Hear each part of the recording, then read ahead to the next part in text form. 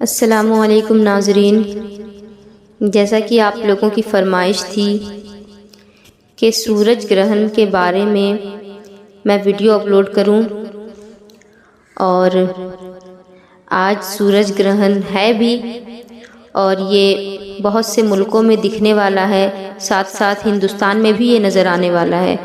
اور وقت کے بارے میں اختلاف ہے، کچھ لوگ کہتے ہیں کہ 2 بجے سے، کچھ لوگ کہتے ہیں 2:29 پر یہ شروع ہوگا، اور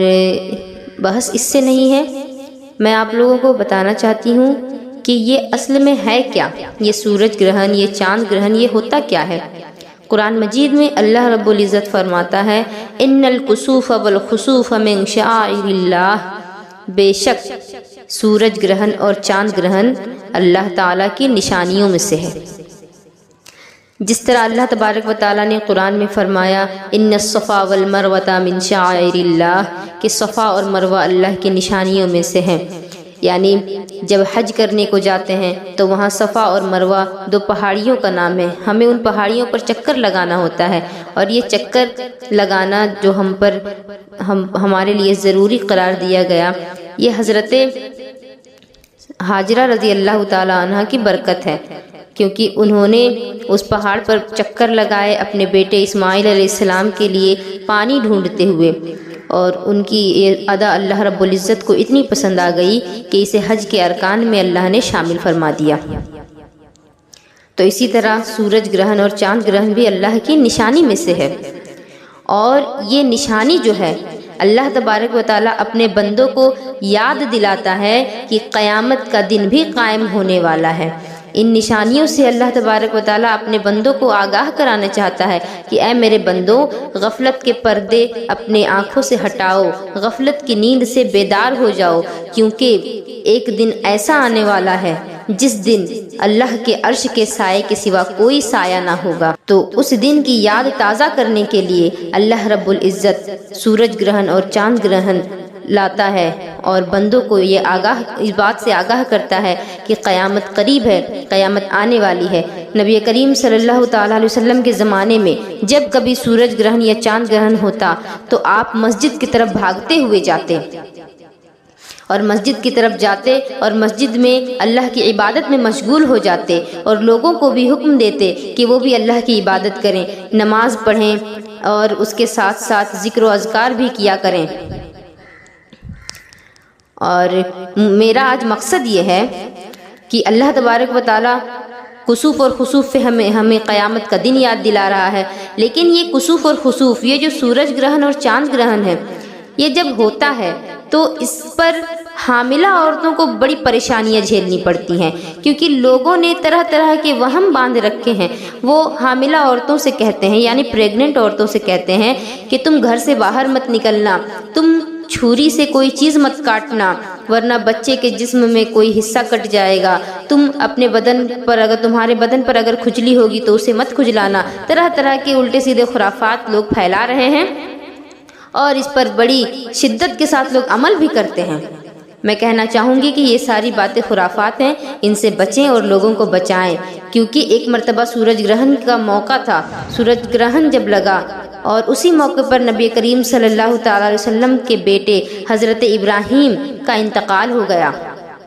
انا للہ و انا الیہ راجعون۔ تو حضرت ابراہیم جو کہ حضور صلی اللہ تعالی وسلم کے بیٹے تھے، ان کی وفات جب ہوئی تو اس پر لوگوں نے کہا کہ سورج گرہن کی وجہ سے ہی ان کی وفات ہوئی، یا پھر یہ کہا کہ ان کی وفات کی وجہ سے سورج گرہن لگ گیا، جو کہ بالکل غلط بات ہے، اور شریعت کا اس میں کوئی دخل نہیں۔ اور نبی کریم صلی اللہ علیہ وسلم نے فرمایا کہ اس بات کا اس سے کوئی تعلق نہیں، کسی کی موت کا سورج اور چاند کے گرہن سے کوئی تعلق نہیں ہوتا۔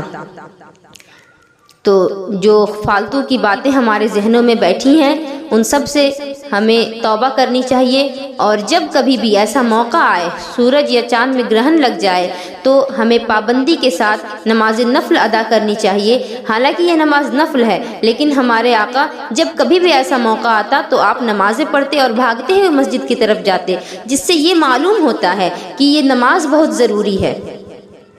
اور یہ ایک طرح سے اللہ کی آزمائش ہے، اللہ کے عذاب کا ایک نمونہ ہے۔ اور میں اب آپ لوگوں کو اس نماز کے پڑھنے کا طریقہ بتا دیتی ہوں تاکہ آپ لوگ بھی نماز پڑھیں اور ثواب دارین حاصل کریں، اور جو فضول اور لغویات ہیں ان سے بچیں۔ اس نماز کے لیے اذان نہیں ہوتی، البتہ اعلان کیا جاتا ہے کہ ان الصلاۃ جامعۃ، یہ آواز دی جاتی ہے جس سے لوگوں کو پتہ چلتا ہے کہ ہاں نماز کسوف یا خسوف یعنی سورج یا چاند گرہن کی نماز ادا کی جانے والی ہے، اور یہ نماز کافی لمبی ہوا کرتی ہے۔ اس کے پڑھنے کا طریقہ یہ ہے کہ سب سے پہلے نفل کی 2 رکعت نیت کریں۔ نیت تو 2 رکعت کی رہے گی، لیکن اس کو پڑھنا ہے بہت ہی زیادہ طوالت کے ساتھ۔ وہ اس طرح کی نیت کرنے کے بعد جس طرح سے ثنا پڑھی جاتی ہے اس کو پڑھیں، پھر اعوذ باللہ اور بسم اللہ پڑھیں، اس کے بعد سورہ فاتحہ کی قرأت کریں۔ سورہ فاتحہ پڑھنے کے بعد جو سورت ملائی جاتی ہے تو اس سورت کی جگہ پر لمبی سورت ملائی جائے، کیونکہ نبی کریم صلی اللہ تعالیٰ علیہ وسلم جب یہ نماز پڑھتے تھے تو لمبی لمبی سورتوں کی تلاوت کرتے تھے۔ ایک مرتبہ تلاوت فرما رہے تھے تو لوگوں کا یہ گمان ہوا کہ کہیں آپ نے سورہ بقرہ کی تو تلاوت شروع نہیں کر دی، کیونکہ سورہ بقرہ جو ہے وہ قرآن میں بہت بڑی سورت ہے، تو اتنی بڑی بڑی صورتیں آپ پڑھا کرتے تھے۔ اسی وجہ سے یہ سنت طریقہ ہے کہ اس نماز کو جب پڑھیں تو پہلی رکعت میں کافی بڑی صورت پڑھی جائے اور اس کے بعد رکوع کریں، اور رکوع بھی لمبا کریں۔ رکوع کی بھی جو تسبیح ہے اس کو 3 مرتبہ یا 5 مرتبہ لوگ پڑھتے ہیں، تو اس کو بھی اور زیادہ پڑھنے کی کوشش کریں، اور رکوع کے بعد پھر سیدھے کھڑے ہو جائیں اور ہاتھوں کو باندھ لیں اور پھر سورہ فاتحہ کی تلاوت کریں۔ سورہ فاتحہ کی تلاوت کے بعد پھر دوبارہ سے کوئی سورت ملائیں، اور اب کی بار یہ جو دوسری سورت ملائی جا رہی ہے یہ پہلی سورت سے تھوڑی چھوٹی ہونی چاہیے، اور یہ سورت جب پوری ہو جائے تو پھر رکوع کریں، اور رکوع جو پہلی مرتبہ کیا گیا تھا اس رکوع سے کم تسبیح اس رکوع میں پڑھیں، اور پھر کھڑے ہو جائیں، سمیع اللہ لمن حمدہ ربنا ولک الحمد کہتے ہوئے کھڑے ہوں اور کچھ دیر کھڑے ہی رہیں۔ اس کے بعد سجدے میں جائیں، اور جب سجدے میں جائیں تو سجدے کی تسبیح کو بھی زیادہ کر دیں، سجدے کو بھی لمبا کریں۔ سجدے کے بعد جب اٹھ کر بیٹھیں، جس کو جلسہ کہا جاتا ہے، تو اس میں کثرت کے ساتھ رب اغفر لی پڑھا کریں، پڑھتے رہیں۔ اس کو کم از کم 7، 11، 15 مرتبہ طاق عدد میں پڑھیں، اور پھر دوبارہ سجدہ کریں۔ دوبارہ سجدہ جو کریں وہ پہلے سجدے سے تھوڑا چھوٹا ہو، پھر دوسری رکعت کے لیے کھڑے ہو جائیں۔ اب اسی طرح اعوذ باللہ بسم اللہ پڑھیں، اس کے بعد سورہ فاتحہ پڑھیں، اور اب تیسری رکعت میں جو قرأت کریں گے وہ دوسری رکعت کی قرأت سے تھوڑی چھوٹی ہونی چاہیے۔ اس کے بعد پھر رکوع کریں، پھر اس کے بعد کھڑے ہو جائیں اور چوتھی مرتبہ سورہ فاتحہ پڑھیں، اور اب کی بار جو قرأت کریں گے وہ باقی تینوں سورتوں سے چھوٹی ہونی چاہیے۔ پھر رکوع کریں، اور پہلے رکوع میں جتنے بار اللہ کی تسبیح کہی گئی تھی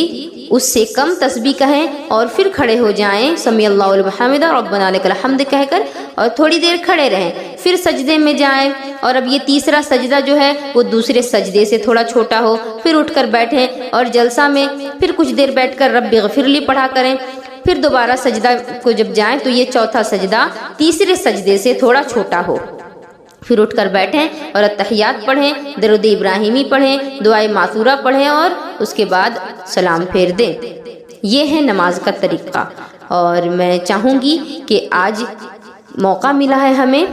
تو ہم سب بھی یہ نماز ادا کریں، اور اللہ رب العزت سے پناہ مانگیں، اس کے عذاب سے، اس کے قہر سے، اس کے غصے سے، اس کے غضب سے۔ وما علینا الا البلاغ۔ السلام علیکم ورحمۃ اللہ وبرکاتہ۔